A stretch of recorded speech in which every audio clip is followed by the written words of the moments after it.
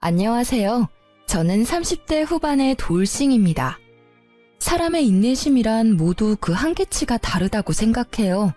작은 것에도 바로 화를 내는 사람이 있는 반면 웬만한 일들은 모두 꾹꾹 참는 사람도 있잖아요. 저는 참을성이 굉장히 많은 사람이라고 남들이 이야기를 하더라고요. 남들에게는 그렇게 보이지만 정작 저는 참을성이 많다기보다는 굳이 크게 신경을 쓰지 않는다에 더 가까운 것 같아요. 수동적인 사람은 아니지만 조금 힘든 부탁을 받아도 왜 나한테 시키냐라는 생각보다는 성취감을 더 느끼는 편이거든요. 그런데 그런 저에게도 참을 수 없는 일이 있더라고요. 그리고 그 일 때문에 저는 이혼을 하게 됐고요. 10년이 넘는 결혼 생활을 뚝 잘라버린 건 아깝다고 생각할 수도 있겠지만 저에게는 속 시원한 일이었어요. 이혼 전에는 저도 어디에나 있는 며느리였어요. 옷가게에서 일하는 남편과 회사원으로 일하는 저는 맞벌이 부부였고 애는 초등학생 아들 하나에 4살 딸이 하나 있었어요.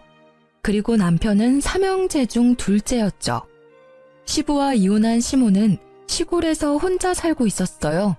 그런 시모를 챙기는 건 언제나 제 몫이었어요. 솔직히 차로 2시간 거리라 오고 가기 힘들었지만 남들 챙기는 건 다 챙겼어요. 명절, 생일, 특별한 날, 그리고 매달 한 번씩 내려가서 일을 도와드리곤 했죠. 솔직히 새 며느리 중에 저만큼 한 사람도 없었어요. 손이의 형님은 이때쯤엔 이혼을 한 상태였고 손아래의 동서는 저보다 더 멀리 떨어져 있었거든요. 책임감 같은 건 아니었고 그냥 상황이 그렇게 됐고 저도 그런 일들을 나쁘게 생각하지는 않았어요. 친정엄마가 필요할 때 부르는 것처럼 시모도 필요하니까 부른다 싶었거든요. 시부라도 있었으면 또 달랐겠지만 혼자 있는 걸 아니까요. 그리고 그런 시모는 매우 성급한 사람이었죠.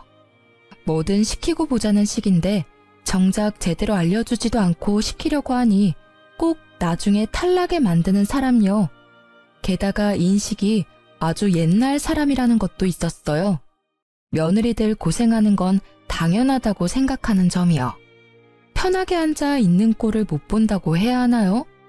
추석 명절에 새 며느리가 전 부쳐놓고 준비 다 해놓고 믹스커피라도 한잔 할라 치면 꼭 그 이야기를 하는 거예요. 앉아 있을 시간이 있으면 나가서 밭이라도 가꿔라. 여자 셋 모여서 할 일 없이 노닥거리는 게 웬 말이냐? 호시절이야 호시절. 어디 며느리가 시모 앞에서 노닥거리며 쉬는 꼴을 보여?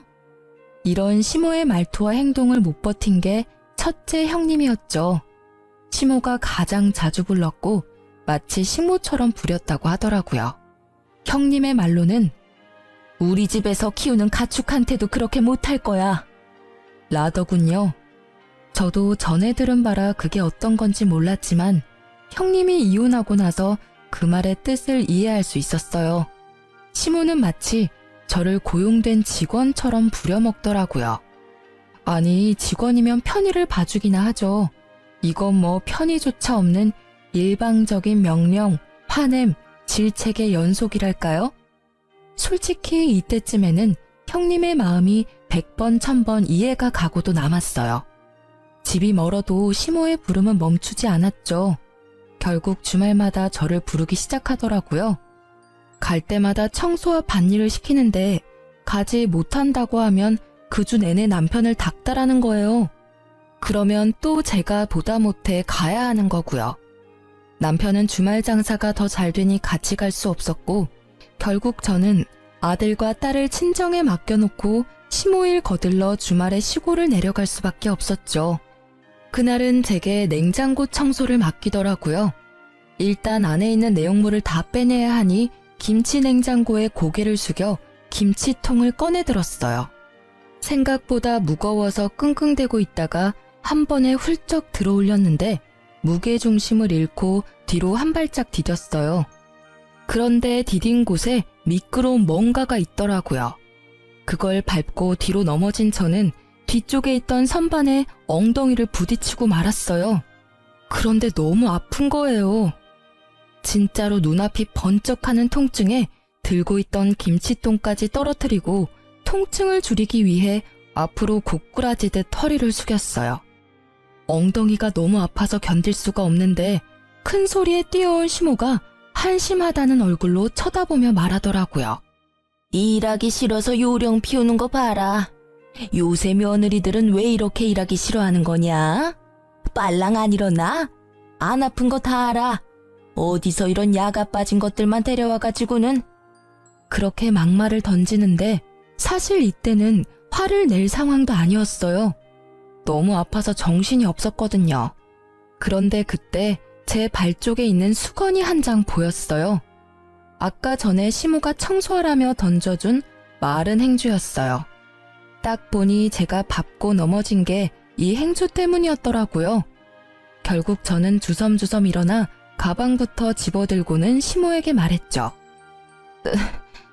너무 아프니까 병원 좀 다녀올게요. 아이고, 병원은 무슨. 걸을 수 있으면 안 아픈 거야. 꼴랑 선반에 박아놓고는 무슨. 저는 시모의 반대에도 동네 병원으로 향했어요.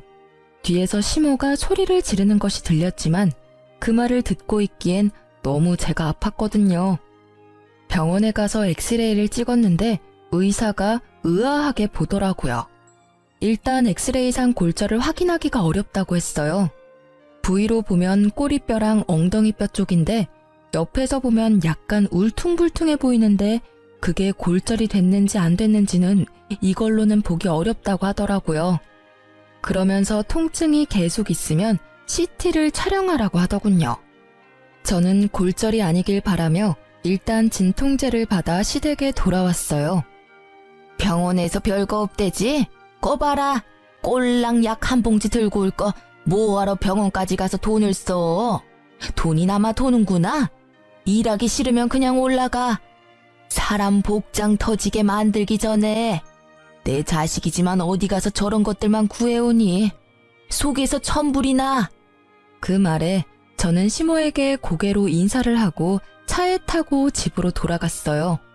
정말로 싸울 힘조차도 없었거든요. 차에서도 앉아있는 내내 엉덩이가 너무 아파서 악셀 브레이크 밟는 것도 힘들었거든요. 그나마 길이 잘 닦여 있어서 덜 힘들었지 만약 길이 험했다면 참지 못하고 내려야 했을지도 몰라요. 그날 저녁에 결국 저는 알아 누웠어요. 엉덩이가 아팠으니 배에 베개를 대고 엎드려 있었죠. 도저히 애를 볼 상황이 안 돼서 애들을 친정에 맡겨두고 혼자 끙끙대고 있는데 저녁 늦게 남편이 왔더라고요. 그런데 오자마자 화부터 내는 게 아니겠어요? 당신 도대체 오늘 무슨 일이 있었길래 엄마가 전화와서 난리야. 아니, 일 안 하고 싶으면 처음부터 내려가지를 말지. 왜 내려가서 또 이런 성가신 일을 만들어? 엄마 성격 알면서 꼭 이렇게 부스럼을 만들어야 돼? 나 아픈 거 안 보여? 아파서 집에 왔는데 그게 문제야? 게다가 다친 건 어머님 탓이 더 크다고. 나한테 소리치기 전에 제대로 알아보고 소리쳐. 아니 뭘 어떻게 다쳤다고 그렇게 끙끙대? 엄마 말로는 단순 타박이라는데 뭐가 그렇게 아픈데? 엉덩이 크게 부딪히지도 않았다며. 병원도 갔다 왔고 입원하라 소리도 없었다는데 그냥 일 좀만 해주고 오면 될 일 아니야? 아무리 일이 하기 싫다고 해도 이러면 엄마도 빈정상하지. 나 진짜 아프다고 말했지. 그리고 어머님이 수건을 밑에 던지지만 않았어도 내가 그거 밟고 넘어지는 일은 없었을 거라고. 넘어진 게 내 탓이니? 그리고 내가 아픈데도 무거운 거 들었다 놨다 하는 일을 해야 해. 그러다 내 몸 골병 나면? 애들은 누가 보고 일은 어떻게 해? 남편은 제 이야기에도 전혀 공감하지 않더라고요. 딱 보니 제가 단순 타박이라는 생각 때문에 더 쉽게 보는 것 같더라고요. 그런데 통증이 전혀 가시질 않고 더 심해져서 결국은 다음날 병원을 방문하게 됐어요. CT를 찍었더니 청골이라는 엉덩이뼈가 골절이 돼서 앞뒤로 갈라져 있더라고요.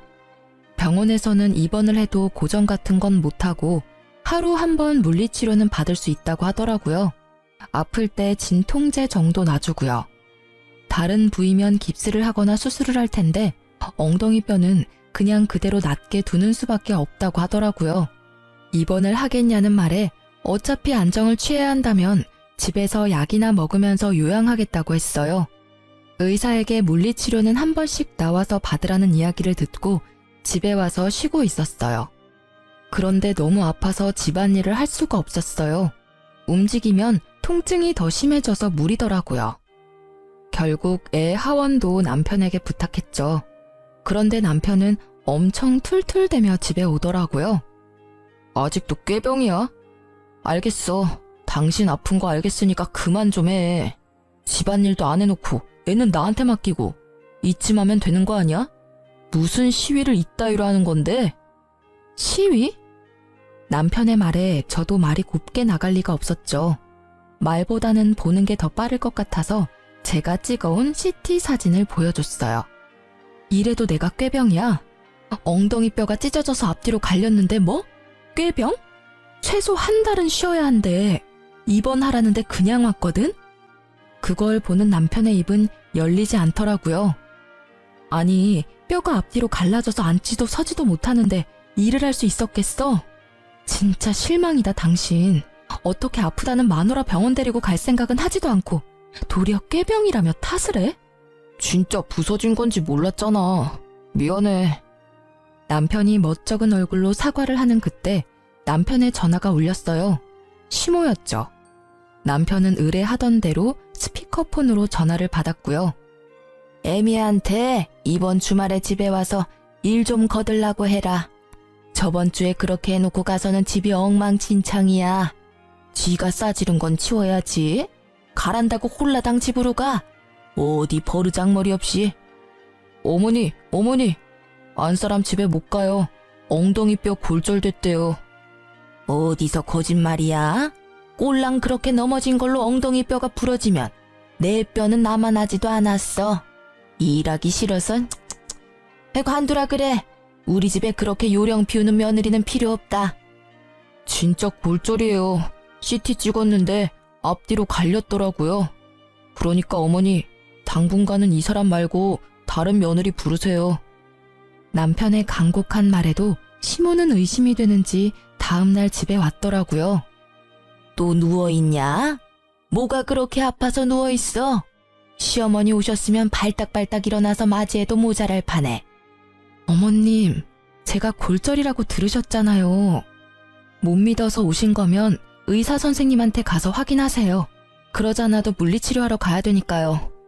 결국 의사의 이야기를 듣고서야 시모는 조용해지더라고요. 그렇게 집으로 왔는데 남편이 시모에게 전화했더라고요. 집에 오셨으니 집안일 좀 해주고 가시라고. 결국 시모는 씩씩대며 집안일을 해놓고 이틀 뒤에 가셨어요. 시모가 던진 수건 한 장에 넘어지게 됐으니 저한테 뭐라 말은 못하셨죠. 결국 남편의 부탁으로 이틀 동안 제 수발을 들어준 시모를 보니 속이 다 시원하더라고요. 제가 지금 아니면 언제 시모의 수발을 들어보겠어요? 그렇게 시모가 저의 수발을 들고 간 지 얼마 되지 않아 시모에게 연락이 왔더라고요. 저희 집 근처로 이사 오신다고요. 아무래도 첫째 형님 내외 이혼하고 일 부려먹을 사람 없으니 우리 집 쪽으로 이사 오시는 듯 했죠. 걱정이 앞섰지만 설마 지금보다 더 괴롭히겠나 싶은 마음이 컸어요. 그런데 설마가 사람 잡는다고 이사한 날부터 저를 그렇게 괴롭히더라고요. 저녁 시간 주말 할 것 없이 제가 일을 하지 않는 시간만 골라서 저를 불러내더라고요. 이유도 다양했어요. 집 청소, 요리, 짐꾼, 행사, 수발 등등등. 저는 화가 날 대로 났지만 참았어요. 혼자 사는 시모가 힘들 때는 부를 수도 있지 하고 좋게 넘어가려고 했는데 결국 그렇게 넘어갈 수 없는 일이 생기더라고요. 그날은 둘째가 어린이집 다녀온 길이었어요. 밤중부터 오르던 열이 해열제를 먹여도 내려가질 않더라고요. 결국 다음날 꼭두 새벽부터 줄을 서서 소아과를 갔는데 결과는 폐렴소견. 결국 어쩔 수 없이 입원을 해야 했어요. 애가 어리니 제가 애 옆에 있어줘야 하잖아요. 그런데 초등학생 저학년인 아들을 혼자 둘 수는 없잖아요. 그래서 결국 가까이 있는 시모에게 연락했어요. 친정은 시댁보다는 멀고 애 학교 보내기에도 힘든 것 같아서 시모를 찾았는데 그게 나중에 저를 후회하게 만들 줄 이때는 진짜 생각지도 못했어요. 솔직히 시모가 손주를 나쁘게 할 리 있겠어요? 잘해주면 잘해줬겠지 하는 마음이었는데 일단 둘째 먼저 입원시켜놓고 남편에게 잠시 같이 있어달라 했어요. 집에 와서 첫째를 시모에게 맡겨놓고 집에 돌아와 저는 둘째 입원을 위한 짐을 싸기 시작했어요. 한창 다 싸고 이제 일어나려는데 현관문 소리가 들리더라고요. 고개를 내밀어 보니 첫째가 들어오고 있더라고요. 저는 당황해서 아이에게 무슨 일인지 물었는데 할머니가 집에 가라고 했다고만 하더라고요. 택시 태워서 보냈다는데 이게 뭔가 싶어서 시모에게 전화부터 했죠.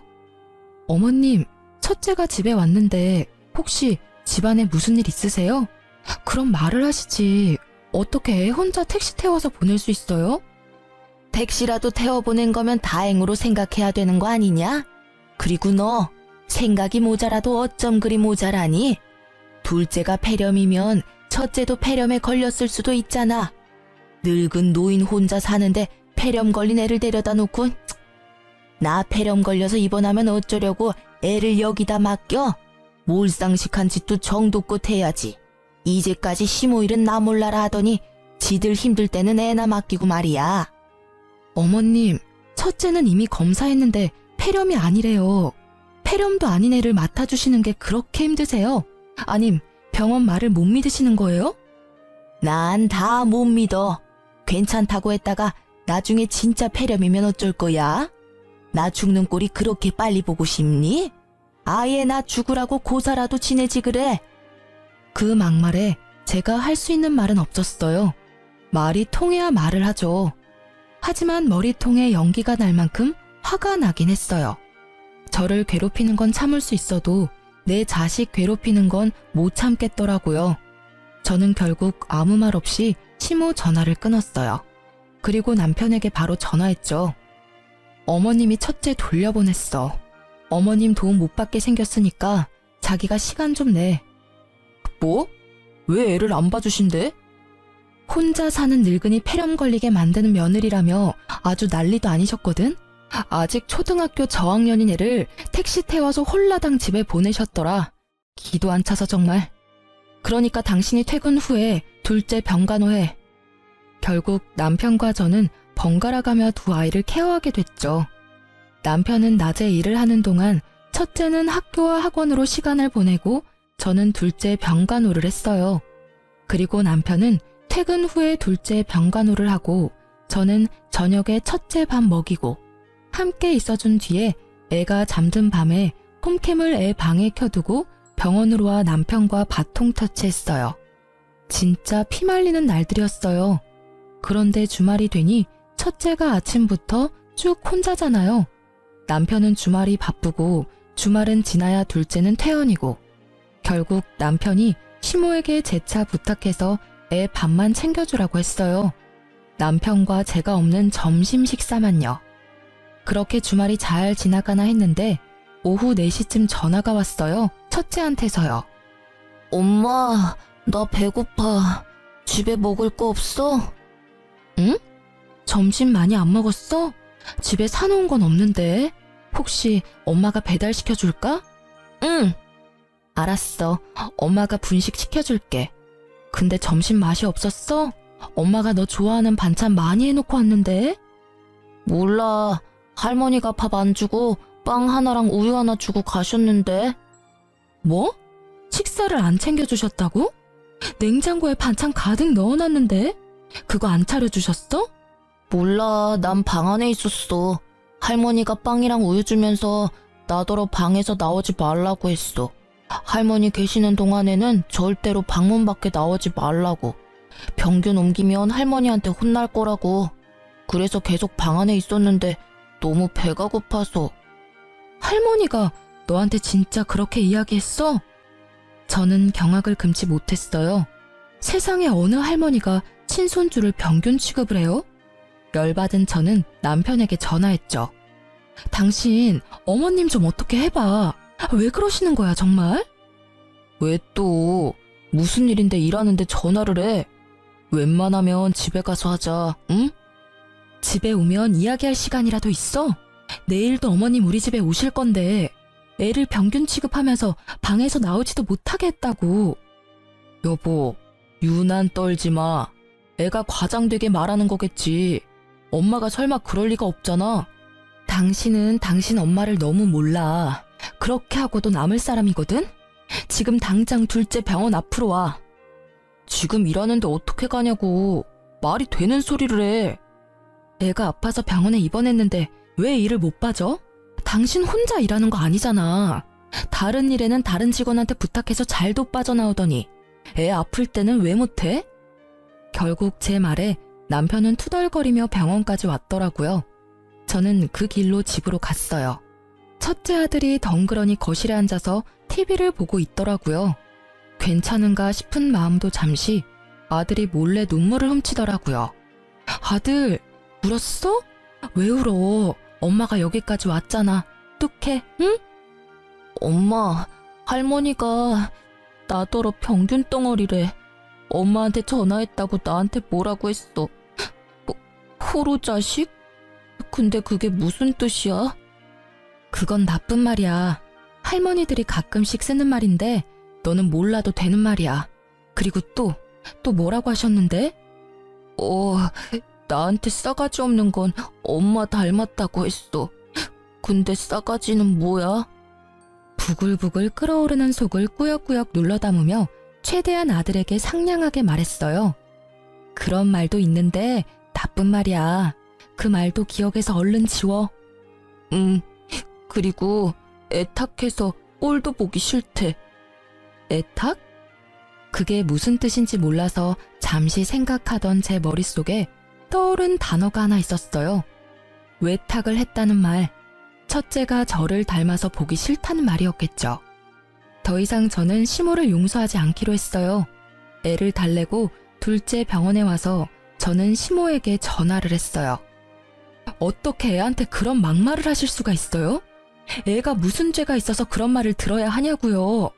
자식 키우신 분이 어떻게 손주한테 그런... 내일 오지 마세요. 제가 알아서 할 테니까요. 그런다고 누가 무서워할 줄 아니? 그리고 내가 못할 말했어? 걔가 병균을 가지고 있으니까 병균이라고 한 거고 널 닮아서 외탁했다고 한 거지. 그나저나 그 애미나 그 자식이나 똑같네. 그걸 또 그새 너한테 일로 바쳤어? 이러니 내가 정이 안 가지. 알겠어요. 정 안 가는 손주 볼 일 없으실 테니까 내일부터 오지 마세요. 그리고 주말에도 저 부르지 마세요. 안 갈 거니까요. 싸가지 없고 꼴 보기 싫은 며느리 싫으시잖아요. 그러니까 부르지 마세요. 부르려면 어머님 아드님이나 부르세요. 그렇게 말하고 전화를 탁 끊었죠. 그리고 시모의 모든 연락을 무시했어요. 그런데 몇 달이 지났을까요? 남편이 시모가 다쳤다고 하더라고요. 계단에서 내려오다가 발목 뼈가 골절이 됐다고 하더라고요. 입원하라는 거 안 하고 집에서 있는다길래 저는 기회다 싶었어요. 남편이 좀 가달라고 하길래 알겠다고 하고 시댁에 내려갔어요. 그리고 제가 뭘 했는지 아세요? 아무것도 안 했어요. 시모가 밥을 차리라는데도 밥 안 차리고 혼자 사온 거 먹고 시모가 화를 내는데도 들은 척 하지도 않았어요. 결국 시모가 열이 받아서 저에게 소리를 꽤 지르더라고요. 너 뭐하러 왔어? 내가 아파서 아무것도 못하는데 여기 와서 나 염장 지르려고 왔냐? 복창 터지게 만들 일 있어? 어머님, 그래서 밥 드시라고 빵 드렸잖아요. 맛있게 드세요. 저희 아들한테도 그렇게 하셨잖아요. 그대로 해주고 있는데 뭐가 그렇게 화가 나세요? 싫으시면 그냥 다른 며느리 부르세요. 내가 못 부를 줄 아냐? 너 이러는 거 내가 아들한테 다 이야기할 거야. 너네 이혼하도록 만들어줄 거라고. 이 나쁜 것. 어디서 이런 짓을 해? 아픈 사람을 데리고? 마음대로 하세요. 어차피 첫째 며느리는 어머님 성화에 못 이겨서 이미 이혼했고 막내 며느리도 척치고 살고 계시잖아요. 아들 셋에 두 며느리가 담을 쌓았는데 곧 저도 담 쌓고 지내게 생겼네요. 제 말에도 시모는 당당한 표정으로 남편에게 전화를 걸더라고요. 스피커폰으로요. 예, 너 이리 와라. 네 마누라 어떻게 좀 해. 나 아파서 수발 들러 와놓고는 꼴랑 빵 한 쪼가리 주고는 밥 먹으란다. 어디서 이런 미친 것을 데려왔어? 아, 진짜. 와이프 좀 바꿔줘봐요. 바꿀 필요 없어. 나 다 듣고 있으니까 할 이야기 있으면 해. 당신 도대체 거기까지 왜 간 거야? 갔으면 엄마 수발 좀 잘 들어줘. 왜 매번 이렇게 싸우는데? 이거 당신한테도 문제 있는 거라고. 그리고 엄마가 좀 떽떽거렸다고 당신까지 똑같이 굴면 어떡해? 윗사람한테 그렇게까지 하는 거 아니야. 그래, 당신도 똑같네. 그 어미의 그 자식이라더니. 내가 내 자식이랑 닮은 것처럼 당신도 당신 어머님이랑 닮은 건 당연하겠지. 나는 당신 엄마보다 내 자식이 더 소중하거든? 그래서 내 새끼 그렇게 만든 사람 용서 못해. 그리고 어머님도 나 어차피 용서 안 하실 것 같으니까 그냥 우리 이혼하자. 우리 애한테는 이런 할머니는 필요 없는 것 같으니까. 이혼하자고 이야기하면 벌벌 떨 줄 알았니? 차라리 잘 됐어. 야, 나도 이런 며느리 필요 없으니까 얼른 이혼해라. 꼴도 보기 싫은 것. 어디서 당당하게 머리 쳐들고 있어? 그 꼴을 보니 첫째 형님이 이혼했을 때가 생각나더라고요. 방귀 낀 놈이 성낸다고 딱 그 꼴이잖아요. 제 탓으로 자식들 이혼하게 만든 거 생각도 못하고. 이혼을 선언한 후 저는 애들 둘과 함께 친정으로 돌아왔어요. 남편과의 집은 반씩 부담해서 마련한 거였기에 남편에게는 시세의 반을 돌려달라고 말했어요. 남편은 싫다고 하더라고요. 그래서 이혼 소송으로 재산 분할하겠다고 말했죠. 그리고 양육권, 친권 모조리 제가 가져온다고 했어요. 시모의 행동으로는 애들이 상처받을 게 뻔하니까요. 애들 물건까지 싹 다 들고 나온 것을 확인한 남편이 그제야 제가 진심이란 걸 깨달은 모양이더라고요. 이혼하잔 말이 겁주려고 내뱉은 말이 아니란 걸 이제 알았나 봐요. 설 명절이 다가오는데도 제가 집에 들어가지 않자 그제야 친정으로 찾아왔어요. 당신 진짜 이혼할 거야? 다시 생각해봐. 애들은 어쩔 건데? 당신 혼자 애들 키울 수 있어? 그거 여간에서는 못하는 일이라고. 이혼은 좀 아니잖아. 늙은 노인이 하는 말에 그렇게 휘둘릴 필요 있어? 나는 이미 당신 어머님한테 실망했어. 그리고 어머님 편만 드는 당신한테도 실망한 지 오래됐지. 나는 나 괴롭히는 건 참을 수 있어. 이제껏 잘 참았으니까. 그런데 내 자식한테 모질게 대하는 건 절대 못 참아. 어떻게 친할머니가 손주한테 그런 행동을 해? 그런 말을 어떻게 하느냐고. 그거야 어머니가 잘못했지. 그래도 그걸 굳이 곧대로 받아들이는 것도 좀. 내가 받아들여야 하는 거였으면 흘려들었겠지. 근데 애잖아. 애는 무슨 죄가 있어서 그런 소리 듣고 상처받아야 하는데. 결국 제 말에 할 말이 없어진 남편이 입을 꾹 다물더라고요. 그때 제 폰으로 연락이 왔어요. 저는 전화를 받았죠. 형님, 저 막내예요. 혹시 이번 설에 어떻게 하실 거예요? 오실 수 있어요? 미안해 동서, 나 이혼하기로 했어. 이제 그 집안 사람 아니니까 설에 내려가는 건 알아서 결정해야 될 것 같아. 어머님이랑 무슨 일 있으셨죠? 저 진짜 미치겠어요. 형님이 없으니까 저한테 매일같이 전화 오셔서 며느리 잘못 봤다면서 늙은 노모 모시지도 않는다고 난리를 치시느라. 동서한테만 그러면 다행일 거야. 나는 진짜 우리 첫째한테 한 거 생각하면. 저도 이제 연락 끊어야 할까 봐요. 저번에 혹시나 싶어 한번 시골 갔는데 아침부터 저녁까지 일을 시키는데 밥도 제대로 안 주시는 거 있죠? 우리 친정에서는 남편 오면 닭부터 전복까지 몸에 좋은 거에다가 먹이기 바쁜데 전 밥도 못 얻어먹고 일만 하다 올라오잖아요. 그러니 말이야. 어쨌든 난 앞으로 쭉 그 노인네 보러는 안 가. 이혼할 거니까. 결국 그렇게 되네요. 첫째 형님부터 둘째 형님까지. 저도 올해부터는 시댁 안 가야겠어요. 어머님한테 당한 거 생각하면. 그렇게 전화를 끊고 나자 이번에는 시모에게 전화가 오더라고요. 전화를 받지 않으려니 눈앞에 있는 남편이 훤히 보여 차라리 전화를 받고 제 의지를 보이는 게 낫다고 생각했어요. 네. 그래, 너 이번 설에 내려오너라. 네가 잘못한 거는 내가 다 덮어줄 테니까. 어차피 이혼하고 나가봐야 너만 고생 아니냐? 이혼하지 말고 이번 설에 내려와. 거의 명령조였어요. 제가 마치 무조건 받아들일 것처럼 말하더라고요. 그때 남편이 한마디 하더라고요. 만약에 이혼하면 애들은 내가 데리고 갈 거야. 다른 사람 손에 크는 거 난 못 봐. 당신은 애들 보기 부끄럽지도 않아? 어떻게 애들 할머니랑 싸우고 이혼한다고 할 수가 있어? 시어머니한테 못하는 것도 자랑이야? 제가 뭐라고 맞받아 치려는데 옆에 있던 아들이 제 옷자락을 꾹꾹 잡아당기더라고요. 애 앞에서 이렇게 싸울 일이 아니라고 생각하면서 첫째를 달래려던 그때 첫째가 한마디 하더라고요. 아빠랑 엄마랑 헤어지면 나 아빠 따라가야 해. 아빠 바쁘면 나 또 할머니랑 있어야 하는데. 나 할머니 집에 보낼 거면 나는 아빠랑 같이 안 살고 싶어. 그 말에 남편은 꿀먹은 벙어리가 됐죠. 전화를 통해서 첫째의 이야기를 듣고 있던 시모는 노발대발하며 소리 지르더라고요. 이 싸가지 없는 놈! 며느리 네가 애를 저렇게 싸가지 없는 놈으로 키웠어. 어디 어른 앞에 두고 못하는 말이 없어? 애한테 소리 지르지 마세요. 아들, 외할머니 방에 가 있어. 애를 안방으로 보내놓고 제가 남편에게 말했어요. 애들 마음에 얼마나 상처가 컸는지 이제 알겠지? 당신도 눈이 있고 귀가 있으면 이제 그만 좀 잘 살펴보라고. 저 작은 애도 제 할머니 집에 안 가려고 난리잖아. 저 애 데려가서 행복하게 키울 자신 있어?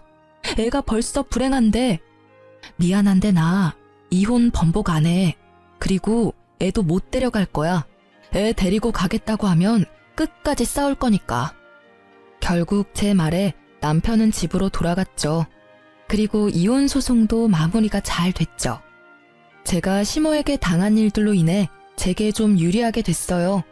게다가 당연히 애들 친권과 양육권도 제가 가져왔고요. 그런데 이혼 후 동서에게 연락을 받았어요. 형님, 잘 지내세요? 저도 이혼하게 됐어요. 어머님이 하나뿐인 며느리 감싸줄 줄 알았는데 더 부려먹으시더라고요. 게다가 조금이라도 바른 소리 할라치면 두 형님들 욕을 하면서 저한테 똑같은 년이라고 막말을 하시는데 어떻게 그걸 당하고 사셨나 몰라요. 남편에게 이야기했더니 엄마가 원래 그런 성격인 걸 어쩌냐네요. 참나. 내 편 들어줬으면 시댁이랑 인연 끊고 남편이랑 잘 살아보려 했는데 세상 일 제 맘대로 되는 게 하나도 없더라고요. 그리고 혹시 아세요? 고부 갈등으로 이혼하는 거면 시모한테 위자료 청구도 된대요. 전 제가 당한 일 다 증거 모아서 위자료도 청구했어요. 동서의 말에 저는 웃을 수밖에 없었어요. 형제 셋이 나란히 시모를 이유로 이혼하게 된 것이 너무 웃기더라고요. 결국 돈까지 뜯기고 며느리들은 모두 이혼하는 상황이 되니 지금은 더 이상 삼형제 중 그 누구도 시댁에 들리지 않는다더군요. 참 꽃이다 했어요. 이혼 후에 저는 친정과 가까운 곳에 자리 잡고 애를 키우고 있었어요. 친정 부모님의 도움을 많이 받았어요. 애들은 친정엄마와의 사이에 애착이 잘 형성되었던 터라 부모님에게 뭔가 해드리고 싶은 마음으로 여행을 갔어요. 그런데 여행지에서 돌아오다가 엄마가 돌뿌리에 걸려 넘어져 대퇴골 골절로 요양병원에 단기 입원하게 됐어요. 3달간의 치료가 끝나면 집으로 다시 모셔가려고 했죠. 친정엄마 입원 후 2달 동안은 매일같이 친정엄마를 보러 갔어요. 그리고 매주 주말에는 오빠 내외와 함께 애들 둘을 데리고 함께 병문안을 갔죠. 그렇게 퇴원을 2주 앞두고 주말에 가족 다 같이 엄마 면회를 가던 날이었어요. 병실에 들어가다가 저는 깜짝 놀라 멈췄어요. 그 방에 전 시모가 앉아있는 게 아니겠어요? 이게 무슨 일인가 싶었는데 아들이 아무것도 모른 채 들어오다가 전 시모의 얼굴을 보고는 제 뒤로 후다닥 숨어버리더라고요. 저 망할 놈! 넌 할머니한테 인사도 안 하냐? 예의는 어디 갖다 팔아먹었어? 어? 여전히 싸가지 없는 걸 보니 네 엄마가 아주 잘 키우고 있나 보다. 응. 그 빈정거리는 말투에 그 카랑카랑한 목소리. 전혀 예전과 달라진 게 없는 모습을 보니 오랜만에 가라앉았던 화가 솟구치는 기분이었어요. 아니 왜 남의 귀한 손주한테 소리 질러요? 애 놀라면 당신이 책임질 거야. 우리 강아지 일로 와. 저 망할 할망구가 노망이 들었나? 왜 애를 울려?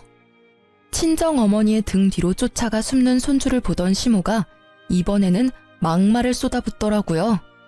아이고, 네가 우리 아들이랑 결혼만 안 했어도, 네가 아들이랑 이혼만 안 했어도 내가 이 꼴로 병원에 갇혀 있지는 않았을 거다. 망할년, 내 신세가 어쩌다 이리 됐을꼬. 처음부터 니년이랑 우리 아들을 결혼시키는 게 아니었어. 애초부터 마음에 썩 들지도 않은 며느리를. 네 엄마도 참 딱하다. 친정엄마 여기 버려두고 니들끼리 잘 지내고 있겠지. 저는 어이가 없더라고요. 우리가 어떻게 지냈는지 알지도 못하는 사람이 왜 우리 일에 이렇게 참견인 건지. 제가 한마디 하려는데 갑자기 옆 침대 아줌마가 먼저 말을 하더라고요. 아니, 언제 봤다고 할머니네 가족을 욕해요? 이만큼 화목한 가족도 없는데. 노인네가 노망이 들어도 한참 들었구만. 다른 사람들이 다 그런 짓 해도 이 집 사람들은 그럴 리 없어요. 이렇게 알뜰살뜰 엄마를 보살피고 간병하는 것도 힘든 일인데 제 집 팔아서 친정엄마 집을 다니게 쉽게 고쳐주는 건 더 힘든 일이지. 세상에 이런 딸 있으면 소원이 없겠구만. 그렇지. 나는 아들 하나 있었으면 이런 며느리 하나 얻고 싶구만. 이런 며느리 있으면 내가 늙어 죽을 때까지 마음고생 안 해도 될 사람이라고. 매번 올 때마다 생판남인 우리까지 챙겨주는 사람이 세상에 어디 흔할까? 이렇게 말하는 분들은 모두 엄마와 같은 병실의 환자분들이셨어요. 6인실을 같이 쓰시는 분들인데 매번 맛있는 과일이나 음식 사와서 같이 나눠 먹었더니 다들 저희한테 무척 잘해주셨거든요. 아무것도 모르는 것들이 껴들긴 왜 껴들어? 어린 놈의 새끼도 저 여우 같은 년도 다 똑같이 싸가지 없는 나쁜 년놈들이라고. 저것들 때문에 내가 여기 갇혔지. 내 모를 줄 알고? 저는 이혼 후에 그쪽 가족분들과 연락한 적 단 한 번도 없어요. 그러니 여기 와 계시는 것도 그쪽 가족분들의 생각이시겠죠. 엄한 사람한테 누명 씌우지 마시고 애한테 욕도 하지 마세요. 저희는 이제 엄연히 남이라고요. 이런 식으로 욕하고 소리치면 저희도 참지 않을 거예요? 안 참으면 어떡할 건데? 그런다고 내가 무서워할 줄 아냐? 너, 네가 여전히 내 아들 조종하는 거 내가 모를 줄 알아? 여기서 꺼내. 나 여기서 꺼내주란 말이야. 제가 왜 그런 짓을 해요? 그 사람 본 적도 한참 전인데 말이 되는 소리를 하시라고요. 이러니 며느리가 셋이나 도망가죠. 그리고 자식들도 돌보고 싶겠어요? 본인한테 물으세요. 어머니가 하신 행동이 지금 이 상황을 만든 거니까. 이혼한 지 도대체 얼마나 지났다고 생각하세요? 이미 완전 남남이라고요, 남남. 결국 빈정상한 우리는 2주가 남았지만 같이 있을 수 없다는 생각에 퇴원수속을 밟기로 했어요. 그런데 퇴원수속 밟는데 전 남편이 들어오더라고요. 서로 깜짝 놀랐죠. 당신 어머니 들어오신 지 며칠 되지도 않는데 퇴원해? 우리 때문이라면 걱정 마. 지금 퇴원수속 밟고 있으니까. 그런 거 아니야. 병원에서 폭력성 있는 노인은 안 된다고 하는 바람에 다른 곳으로 옮기는 거야. 아, 같은 병실에 있는 할머니 한 분을 밀쳐서 넘어뜨렸더라고. 참 여전하시네. 사람 변하기 힘들다고 하지만 며느리가 셋이나 떨어져 나갔는데도 전혀 바뀐 게 없으셔. 우리도 그것 때문에 힘들어 죽겠어. 당신한테는 참 못할 짓 했지. 그리고 그걸 이제야 알아차린 것도 미안하고. 이제야 알아차린 거야? 당신도 참 늦다. 어떻게 이런 사태를 여태껏 모를 수가 있어? 그래도 이렇게 알아차린 것도 다행이지. 당신이 당신 엄마 편들 때 모습을 생각하면 이런 결과는 참 놀랄만한 일이긴 해. 큰형이 재혼하려는 문제 때문에 알게 됐어, 우리도. 형 재혼하려고 여자 데리고 왔는데 그 형수님 될 분도 예전 형수님처럼 엄청 부려먹으려고 하셨나 봐. 근데 그 형수님도 보통 분은 아니라서 결국 엄마랑 연 안 끊을 거면 자기랑 끊어야 한다고 하는 바람에 형도 재혼에 다시 실패했거든. 그러고 나서 형이 나서서 어머니 어떻게든 해야 한다고 하더라고. 이런 식이면 우리 셋 중에 그 누구도 재혼에 성공하지 못할 거라고 말이야. 솔직히 우리 형제 전부 다 그때쯤에는 다들 눈을 뜬 거지. 어떤 게 좋을까 고민했는데 삼형제 중 누구도 어머니를 맡으려는 사람이 없어서 결국에는 어머니 집 처분하고 돌아가실 때까지 요양원에서 모시자라는 결론이 됐고, 전 남편은 부끄러운 건지 괴로운 건지 연신 얼굴을 쓸어내리며 말하더라고요. 하긴 저런 상태의 사람을 집에서 케어하긴 힘들 테니까. 제가 사무실 밖에 있는 전시모를 힐끔 쳐다보며 말했어요. 전시모는 애먼 사람을 붙잡으며 화를 내고 있더라고요. 전화도 안 받고 병문안 한 번도 안 오던 놈. 네가 자식이야? 나 집에 갈란다. 집으로 보내줘. 왜 나를 여기다 처박아 놓냐고. 여태껏 우리 탓, 이제는 없는 며느리 탓만 하셔. 그때 당신 말 들었으면 우리가 헤어질 일도 없었을 텐데. 그땐 내가 왜 그랬는지. 후회하지 마. 난 지금 잘 살고 있어. 당신도 앞으로 잘 살아. 그때 한 당신 선택이 지금 당신을 만든 거니까. 나한테도 과거 이야기 꺼내지 말고. 전시모가 어떻게 살아왔는지 눈에 훤하더라고요. 사람을 칼같이 쳐내며 좋으실 대로 살아오셨으니 옆에 버틸 사람이 없는 거겠죠. 그렇게 시모가 사무실 밖에서 집에 가고 싶다고 외쳤지만 결국 다음 목적지는 다른 요양원이더라고요. 마지막까지 시모는 자기 잘못을 모르더라고요. 아들들에게 배신당한 것을 이제는 없는 며느리 탓을 하는 걸 보니 말이에요. 집도 처분당해서 나가더라도 갈 곳이 없을 텐데 저리 집에 가자고 용을 쓰다니. 그 집에는 더 이상 자신을 그리워할 사람이 아무도 없다는 걸 아직까지 믿지 못하더라고요. 그렇게 전 남편과의 짧은 재회 후 저는 다시 일상으로 돌아갔어요. 아이 둘은 제법 컸고 재혼 생각은 아직 없지만 좋은 만남을 이어갈 사람도 생겼어요. 그렇지만 어떤 이유에서건 제 아이들을 상처받게 할 사람들과는 인연을 맺고 싶지 않은 게 제 마음이에요. 친할머니에게조차 남보다 못한 취급을 받은 아이들에게 더 이상 상처를 주고 싶지 않아서 남들보다 더 신중해질 수밖에 없더라고요. 제가 제 삶을 찾아가는 건 아마 아이들이 지들 인생을 찾아 독립을 하고 난 뒤일 거예요. 어떤 사람들은 그게 늦다고 생각할지 모르겠지만 저에게는 그게 제일 좋은 선택이라는 생각이 들거든요. 이렇게 글을 쓰고 보니 저도 참 순탄치만은 않은 인생을 살아왔다는 걸 실감하게 되네요. 누가 이런 경험을 할 수 있겠어요? 물론 돈 주고도 하고 싶지 않을 경험이긴 하지만 3명의 며느리를 이혼시키는 시모라니. 예전에는 치가 떨릴 만큼 싫었는데 지금은 참 대단한 사람이라는 생각이 들어요. 어떻게 살아오면 그런 사람으로 완성되는 건지.